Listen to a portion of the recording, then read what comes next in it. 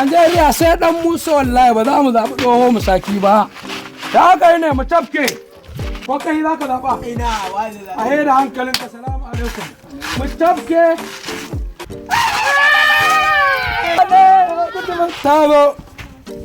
Wallahi ta zo. Ka manta higa aljihu babu sallama da makullani da kai? Ana kallon ku anan nace to bari an zo in samu na ne. Allah wannan ya Allah zuba na karɓa wajen kakata nan da an yi wannan je in sha kofa ba. Ka je ka ƙara sato wani in ƙara zuwa in ƙara higewa in ɗauke. Wai kai me yasa kake sa irin wannan malaman? Irin mu ne muke sa malaman mutane masu dogon gemu, masu kamala idan jama'a. Amma kai munafiki ne fa unguwarsu. Ike sa wannan malaman din.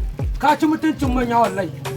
Aikin banza me kake kallo na gaya mas na karɓi kuɗin nasu ko aka karɓi za ka karɓi mai ne kai ga aljihu ba sallama muka kulla da shi a taran banza a taran hofi kai fa saboda tattara kajin mutane aka sa ma suna a tara kuma wallahi in baka tuba mutuwa ake alƙur'an in baka tuba ba ko to za ka gani a lahira to ya aka yi ne sai dai kallo wallahi za a haɗa wallahi kai yin ƙara zuwa ka dai gun kaga ka ƙara yo ne Za ta haɗa.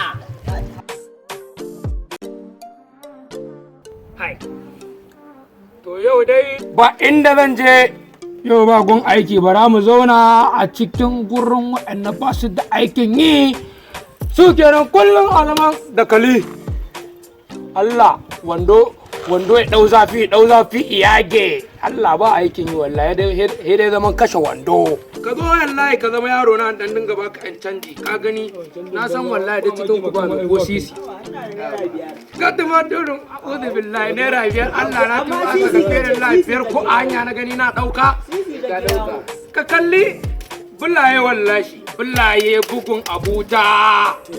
Bara in haka saboda kun ga wannan dan iya ne dan ina zuwa ba ban san ye wallahi zai yi mun wulakanci. Allah shi ne mai karama ya zo ya mun baba wai da nan ta kai. Ayya yau wallahi ka ci kaka nake gaya ma. To yi kenan ga wani aiki a yana gari ya gobe wallahi. Kwalelan ka duba kwalelan ka duba.